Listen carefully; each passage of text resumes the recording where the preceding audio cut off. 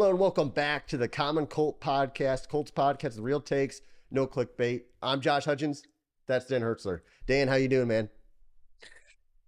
Hey man, it's good that we're back in the saddle again. Glad to be doing some Colt podcasting after a big win, man. I'm excited. We got our first win. We're ready to go, man. Josh, are you feeling the same thing I'm feeling right now? No, I'm not actually. It feels good to get a win, always does. Um, but let me tell you this, and we give one word reactions. I had a one word. It's an acronym, XFL, uh, because I felt like I was watching an XFL game today. The especially from both teams in the quarterback position, sloppy, inaccurate, bad play calling. I felt at times, penalties galore.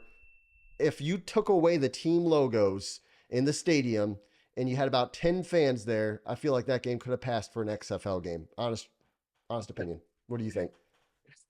Yeah. I mean, for sure, it wasn't a pretty game. I mean, there's a lot we can look at, but I mean, I'm sensing a little bit like you're not too happy with AR here, and this isn't just kind of one. You're actually really concerned about AR here, right? Is that what I'm sensing here?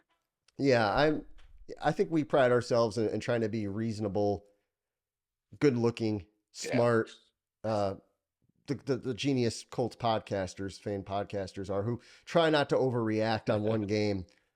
But it's hard for me not to have a big reaction watching that game, watching the Packers game, watching some of Richardson's even preseason play. And I hate to throw it out there, but even preseason, he looks sloppy at times. And side tangent here, why would this guy, how come he was limited in the preseason? He should have had as many reps as possible. I think why you see Yeah. slow quarterback play around the NFL is because of lack of preseason snaps. This dude's 22 years old. He needed as many snaps in the preseason as possible to just Yeah. get him acclimated to the NFL, especially coming off an injury, especially playing, what was it, 15 or 16 games post high school. I mean, that's just inexcusable. Yeah. I think that's a Yeah. mistake. This isn't Joe Burrow. This isn't Patrick Mahomes. Now, I did think that Richardson, I do understand he's a developmental player, a project player, but he just did not look like an NFL quarterback today. So I'm trying to weigh, like, okay, I know we have to have some patience, but I'm trying to see, like, what do we look for to say, okay, yeah, we know he's a developmental guy, but what do you hold on to and decide, all right, this is something to build on, or this guy just doesn't look like a professional at all? Because there was a flat route to Josh Downs on third down. It literally went 10 feet above Yeah. his head. The interception over Pittman's head, the interception in the third down in the red zone. These are all plays that, I mean, it's Yeah. just terrible decision making, terrible accuracy. I don't know, Dan. Can you calm me down, or how should I feel?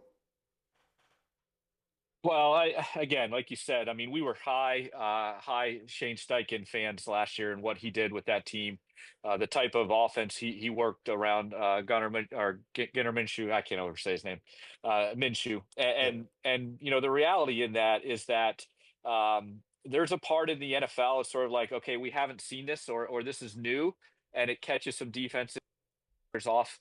Now it's kind of the second year around with Shane Steichen, and maybe teams are starting to figure out a little bit. Hey, if we take this away, we take this away. We just let Anthony Richardson try to beat us by throwing the ball. He hasn't done it at an NFL quality level. I mean, that's the flat out truth right now. His accuracy, I'm not sure. I don't have the rough numbers in front of me, but it's below standard. I can guarantee that. You mentioned all the interceptions. There was another play kind of late in the game. I think it was Mitchell he had on kind of a deep crosser, and he threw. It looked like it was a punt. I mean, he threw it so high and it lofted up in the air so long that the safety had a chance to get over there and bat it down. And those are just regular throws. On top of that, we're not seeing any kind of those splash plays. Like week one, everyone was loving that one play that he made, that 70-yard dot that he threw on his back Yeah. foot. But you still forget he was under 50%, I believe, for Yeah, he completion was. percentages. So if you're asking me what am I looking for, consistency, and then making routine throws routine, and that's not what he's doing. Is it too early to pull the panic? I don't think it's too early, but I think the expectations, honestly, of where this offense is going to be, we got to bring this down because man, it has not been good at all the first 3 weeks. You mentioned completion percentage. I believe entering the game, it was worst in the NFL. On the season, he's at Yeah, 49.1 completion percentage. Bad. Three touchdowns, I think, yeah, five, six interceptions, I believe, at this point after that game. So you're a basketball guy. I know you play basketball. You enjoy it. Yeah, You talk about hitting the layups, and I go back to that flat route versus downs. yeah, Just other games, he missed passes to running backs and so forth. There's a quote, and they talk about, and this is from Anthony Richardson, and he throws such a fast ball. I mean, it is a fast ball, 100 miles an hour every time. And he had a quote years ago, something along the lines of, "It's my job just to get it there." Kind of, if it's too fast, it's their job to yeah. catch it. It's We talk about receivers dropping passes. There's sometimes some like 3 yard routes where he's just burning it in there with zero touch. Uh, I, I'm just saying the completion percentage. There's some drops in there, but I'm not as quick to blame the receivers as some people have been. I know we have a couple drops, but I'm placing a lot of blame on Anthony Richardson and the coaching staff. I know they're afraid to get him injured after last season, but we have not seen as many designed runs. And until the second half of that game today, they didn't say, "Hey, we're just going to run the ball as Jonathan Taylor." I mean, they got pass happy the last couple games. Yeah. Now, second half, and to finish this game, the stats showed that Taylor got more carries and Richardson had passes, but it took a very run heavy second half, and they had to say, "Hey, we're going to take the ball out of Richardson's hands here to win this game." Um, I think to just get along in this season and to try to develop him throughout these games, we're going to have to see JT touch the ball 23, Yeah. 25 times a game, like we did when Carson Wentz was on the Colts. And you have to hope JT can take that weight, and you have to hope that Richardson can kind of come along with it, because this dropping back and throwing it 15 plus yards down the field is not working. I don't know how you. I guess completion percentage is maybe a good measuring point. That's maybe a good indicator of, is he taking the checkdowns? Is he just trying a lot of high risk throws? Yeah. Because right now it's just not working. Well, Uh, and this is now a question here for us as fans. What is our expectation for this team? I mean, going into this season, the way that we finished last year, right on the cusp of the playoffs, we get our star quarterback back, who we believe is a star yeah, quarterback, and we think we're going to be fighting for playoffs. Are we really that team though? Because what I'm thinking, and way I'm maybe we need to shift our expectations a little bit, is now we move from that idea right on the cusp to we're back to development team. This is almost, again, he missed his rookie year. This is his rookie year. We're going to go through the lumps. But what I'm seeing is a little bit more concerning than just kind of rookie lumps. I'm seeing a little bit more of the fact that this guy, as you said earlier, had 17 starts since high school. He's raw. He's a project. This team is not playoff cusp ready team. This team is more like a six, maybe seven win kind of team. And I think as Colts fans, we gotta kind of accept where we are right now. yeah. If the Colts through first two games allowed the most rushing yards through two games since 1978. Yeah, If the Bears didn't throw it 56 times today in a close game, they probably beat the Colts today. I mean, game ball goes to the Bears yeah, offensive yeah, coordinator, yeah. honestly.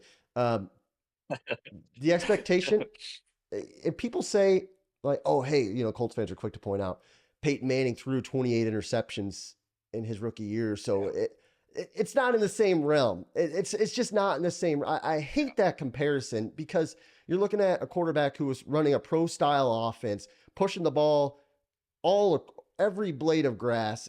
A pure pocket passer with no offensive line. The Colts offensive line has been darn good this year. The one thing that's been good in the Colts, their offensive line.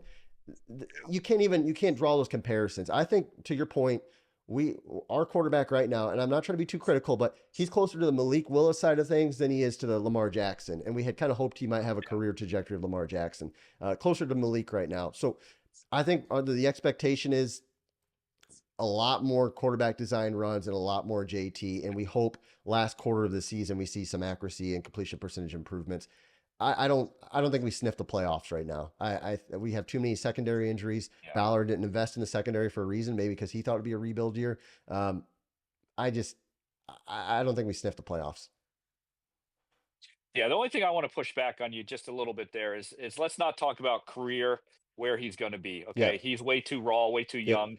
Look at again, just go back to Josh Allen. I think Josh Allen's rookie year, he was a disaster, a train wreck. Now he's definitely one of the top echelon QBs. He definitely has still train wreck plays, Yeah. but he gets the job done.